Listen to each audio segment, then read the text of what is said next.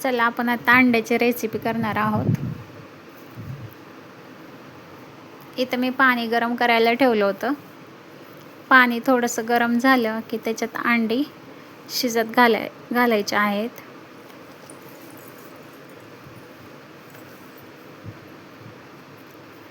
अंड्यात थोडंसं मीठ टाकून घ्यायचे आणि झाकण ठेवून द्यायचे।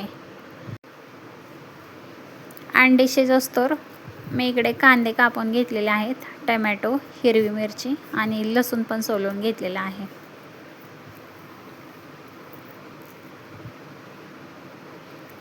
अंडे शिजलेले आहेत आपले आणि मी कढई गरम करायला ठेवली, त्यात तेल टाकून घेतलं। अंड्याचे असे काप करून घेतलेले आहेत। अंडी तेलामध्ये टाकले, हळद आणि लाल तिखट टाकून घेतले आणि थोडंसं मीठ। हे तेलात फ्राय करून घ्यायचे अंडे चांगले। मी साईडला काढून घेतले आणि त्याच कढईमध्ये तेल टाकून घेतलेलं आहे। तेल गरम झाले की त्याच्यात जिरं टाकून घ्यायचंय।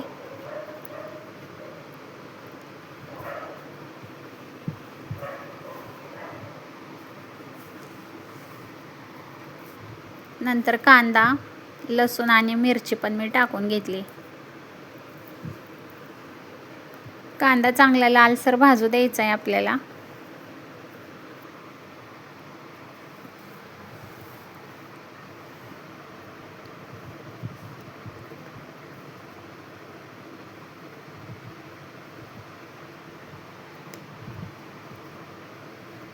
आता मीठ पण टाकून घेतले मी थोडंसं। आता मागाशी पण मीठ टाकलं, आता पण टाकले। आता अंड्यात मीठ टाकण्याची गरज नाही आहे। कांदा चांगला भाजलेला आहे, टोमॅटो पण टाकून घ्यायचे। टोमॅटो पण चांगलं नरम होऊस तर आपल्याला भाजून घ्यायचे। हे गरम मसाले आहेत। गरम मसाला, घरगुती काळा मसाला, लाल मिरची पावडर आणि धना पावडर आहे। हे पण टाकून घेतले मी। चांगलं मिक्स करून घ्यायचं, आपल्याला परतून घ्यायचा आहे हा मसाला।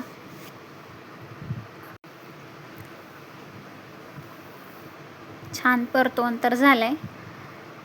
आता फ्राय केलेले आपल्याला अंडे टाकून घ्यायचे त्या मसाल्यामध्ये।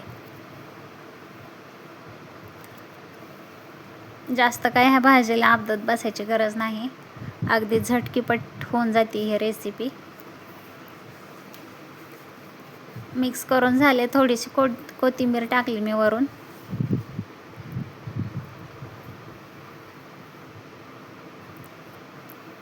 झालं आपलं काय म्हणायचं ते म्हणू शकतो आपण। अंड्याची भाजी, अंडा मसाला, सुक्की अंडी काय पण बोलू शकतो। रेसिपी आवडली तर चॅनलला सबस्क्राईब करा नक्कीच।